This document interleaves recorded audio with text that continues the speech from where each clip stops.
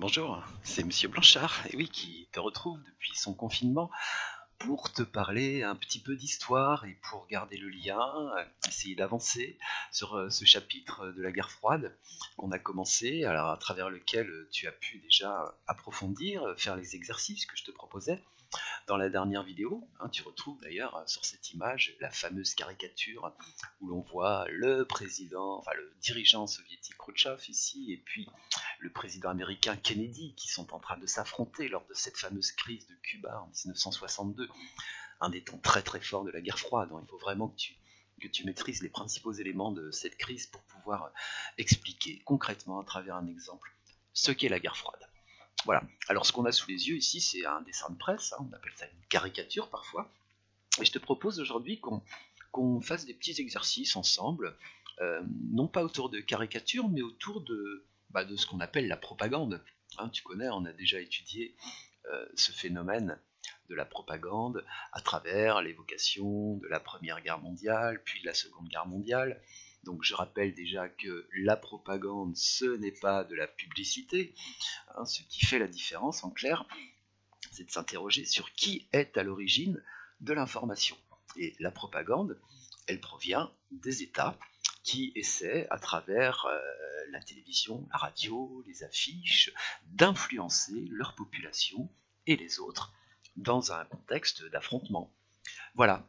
Donc, je le répète, des exercices aujourd'hui qui sont personnels. Je ne te demande pas forcément de m'envoyer un rendu de tes exercices. C'est à toi de travailler pour toi. Alors, tu peux le faire tout simplement dans ta tête, en observant les images qu'on va voir ensemble. Et puis, tu peux évidemment, ce serait mieux, essayer de rédiger un petit paragraphe sur chacune des images que je vais te présenter. Alors, je te propose le principe suivant. J'affiche l'image.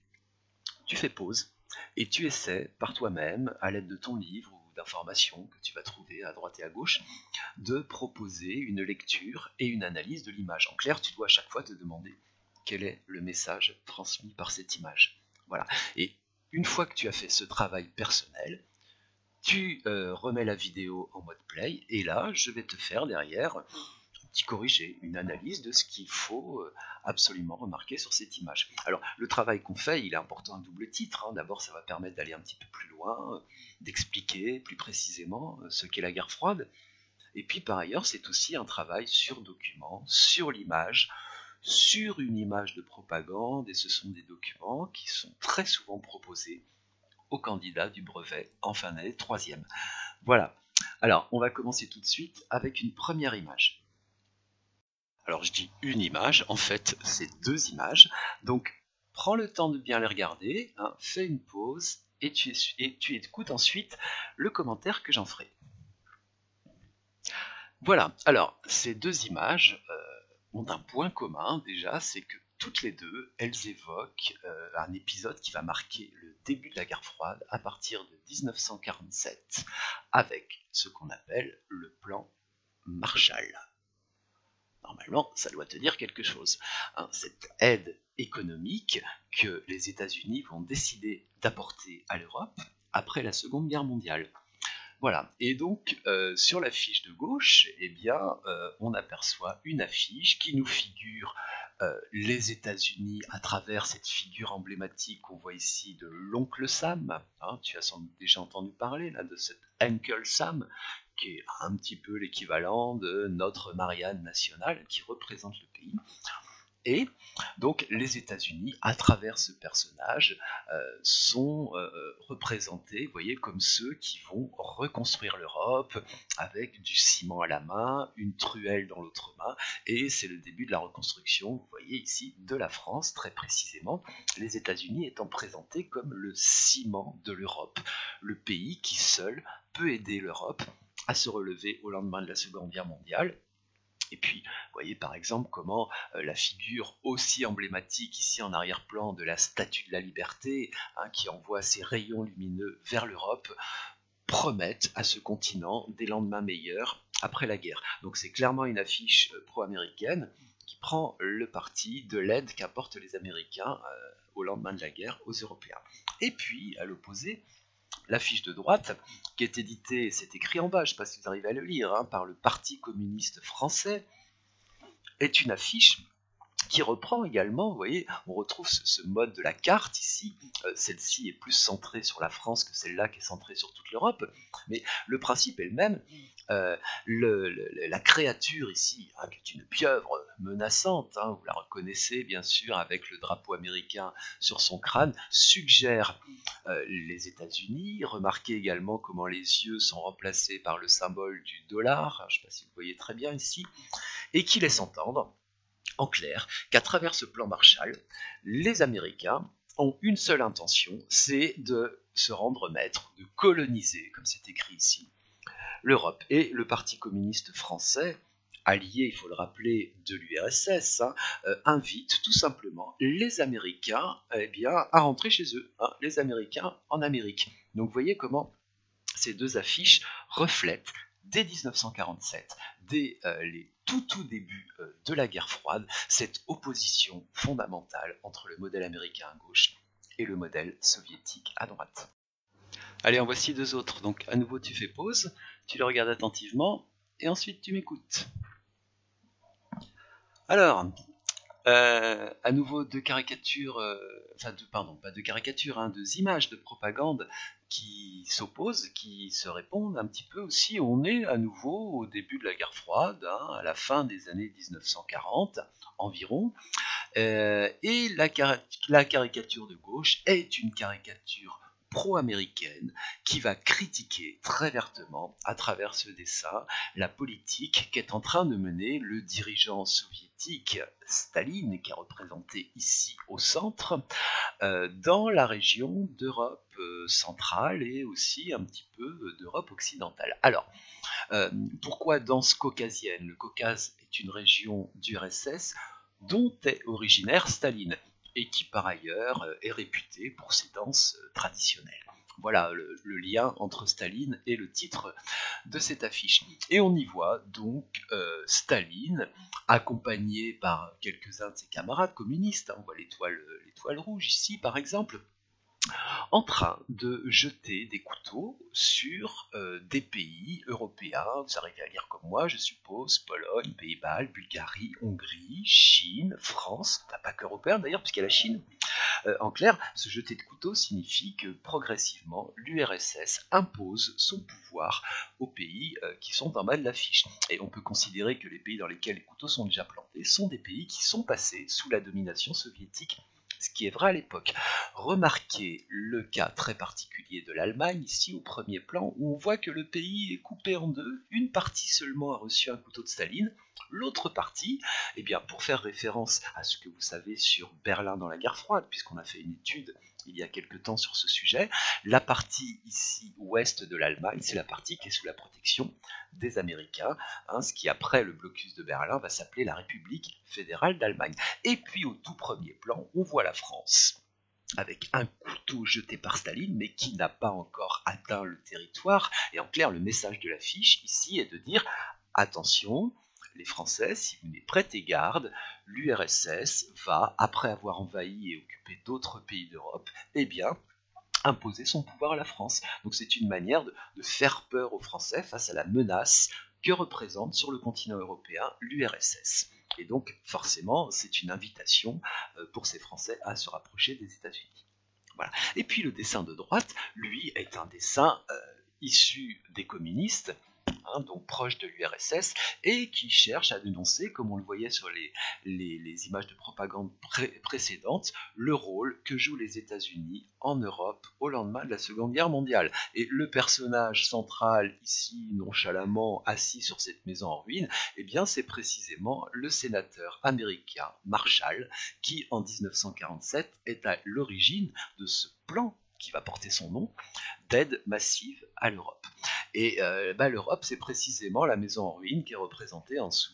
Ici, hein, vous voyez, c'est écrit Europa en russe, puisque la caricature vient du RSS, et elle cherche à montrer à travers son message en clair comment les États-Unis, soi-disant voulant aider l'Europe, vont en fait profiter de sa ruine Pour continuer à s'enrichir, vous voyez à nouveau comment le symbole du dollar ici sort du cigare de ce monsieur Marshall. Donc une fois de plus, ce qui est dénoncé par les communistes dans cette affiche, c'est l'avidité des États-Unis, leur seule envie et désir de faire des affaires, de faire de l'argent, ici au détriment de l'Europe. Et donc c'est une manière d'inviter les Européens à se rapprocher du communisme et de l'URSS pour chercher à lutter contre cette influence. Allez, une dernière affiche. Alors celle-ci, elle est riche, hein, elle est dense, il y a beaucoup de choses à voir. Je t'indique déjà la traduction de ce qui est écrit. Tu vois, ce qui est écrit en russe, pardon, c'est l'alphabet cyrillique qu'on voit ça. Donc on voit ici donc le gros titre en bas signifie liberté à l'américaine. Voilà, et puis on voit un grand immeuble au fond sur lequel est écrit Wall Street. Wall Street, je l'écris ici, hein, c'est le nom de la rue dans le quartier de Manhattan, à New York, où se trouve la bourse de New York et toutes les plus grandes banques d'affaires du pays. Voilà, je ne t'en dis pas plus, regarde bien l'affiche, essaie d'en faire l'analyse, quel est son message, et tu m'écoutes ensuite. Alors, liberté à l'américaine, parce que la figure centrale sur cette affiche, on l'a vu déjà tout à l'heure, c'est cette statue emblématique, statue de la liberté, connue à travers le monde entier, offerte par la France à la fin du 19e siècle aux États-Unis, et qui est installée à l'entrée du port de New York. C'est cette statue qu'ont vue en premier du territoire américain les millions de migrants qui ont traversé l'Atlantique au 19e, au début du 20e siècle. Voilà. Donc, indéfectiblement, partout dans le monde, cette figure de cette femme avec son flambeau correspond à l'image de la liberté. Et cette image vient du RSS, donc on se doute qu'il s'agit ici pour les soviétiques de critiquer cette soi-disant liberté qui fait la fierté des Américains et qui est un élément tellement important de leur propagande pendant la période de guerre froide, puisque les Américains n'auront cesse de dénoncer la manière dont l'URSS prive de liberté ses citoyens en les empêchant de circuler, de voyager librement, etc. etc. Et donc, voilà le renvoi de la balle de la part de l'URSS. Donc déjà, vous avez tous remarqué bien sûr que sur les épaules de la statue de la liberté est juché un policier avec la matraque, avec les menottes, qui montrent que cette liberté elle est soumise malgré tout au contrôle des forces de l'ordre. Et puis, comme parfois, vous savez, les taureaux d'élevage sont maîtrisés, on leur fait passer un gros anneau dans la narine, et bien de la même manière, on voit que la liberté en fait est cadenassée par. Une fois de plus, on retrouve le symbole du dollar, cadenassé en clair par les milieux d'affaires, par le capitalisme, le modèle économique dominant aux États-Unis, qui empêcherait en clair l'expression des libertés. Voilà donc pour le thème central, et on retrouve donc aussi en lien avec cette finance, le milieu des affaires, le symbole de Wall Street, j'en parlais tout à l'heure, qui montre à quel point en clair l'affiche suggère que le pouvoir aux États-Unis est détenu par les milieux d'affaires et les gens en clair qui ne souhaitent que faire de l'argent et ne pas s'occuper réellement des libertés des individus. Et cette liberté est déclinée à travers les 4 petites vignettes de chaque côté de l'affiche, qui chacune représente une liberté particulière qui est bafouée aux États-Unis. Par exemple, ici en haut à gauche, l'évocation ici des canards représente en fait des journaux, et même en français, dans le langage familier, quand on parle de canards, on parle parfois des journaux. Et cela laisserait entendre que cette soi-disant liberté de la presse, avec de très très nombreux titres de journaux qui partent, proviennent tous de la même personne, en fait, qui est assise sur un sac de dollars. En clair, ce sont les milieux d'affaires qui dominent ce qui paraît dans les journaux et qui a aucune véritable liberté de la presse. La liberté d'opinion est critiquée ici, puisque en fait, on voit que les gens qui pensent par eux-mêmes se retrouvent dans le bâtiment qui est derrière, qui est une prison, ici. Et le gardien de la prison, avec des dollars aussi à la place de l'œil, laisse entendre cette même idée que le capitalisme domine et supprime les individus de leur liberté d'opinion. Les libertés individuelles ici, qui sont suggérées à travers un épisode que vous connaissez peut-être de l'histoire des États-Unis, ce qu'on appelle le Ku Klux Klan, une organisation clandestine et raciste qui, aux États-Unis, dès le 19e siècle et encore au 20e siècle, pendant la période de guerre froide, terrorise les populations noires, en particulier dans le sud des États-Unis. Alors, Ils sont clandestins, donc ils sont masqués, hein, comme le montre l'image, et il arrivait de temps à autre de tragiques faits divers où ces groupes du Ku Klux Klan lynchaient purement et simplement un noir, comme on le voit ici, hein, on voit ses pieds qui dépassent, il est pendu à un arbre, et ça laisse entendre en clair que les soi-disant libertés individuelles ne sont pas respectées aux États-Unis. Et pour terminer, la dernière image représente comment la liberté de manifester, ce sont des manifestants qui sont représentés ici, est brimée par les forces de police, avec à nouveau le symbole du dollar sur la voiture de police. On remarquera aussi la couleur rouge du drapeau des manifestants, qui laisse entendre que ce sont des manifestants favorables au communisme. Je rappelle que le rouge, c'est la couleur du communisme. Voilà, hein, donc une fois de plus, un document qui nous montre à quel point l'antagonisme, hein, c'est-à-dire la distance, la différence, hein, qui oppose le modèle proposé par les États-Unis et l'URSS est flagrante. Ces images de propagande, je l'espère, t'auront permis de comprendre un petit peu mieux pourquoi. Voilà, eh bien écoute, c'est tout pour aujourd'hui. Hein, je ne te demande pas de me rendre un travail sur Pronote, je te demande juste d'essayer de te tenir à des activités scolaires régulières dans ce contexte difficile, de tenir bon, d'essayer de pas trop te projeter, de vivre au jour le jour le mieux possible. N'hésite pas, si tu as besoin, à m'envoyer des messages via Pronote de préférence ou par mail. Allez, d'ici là, je te souhaite très bon courage et je posterai une autre vidéo mardi prochain. À bientôt.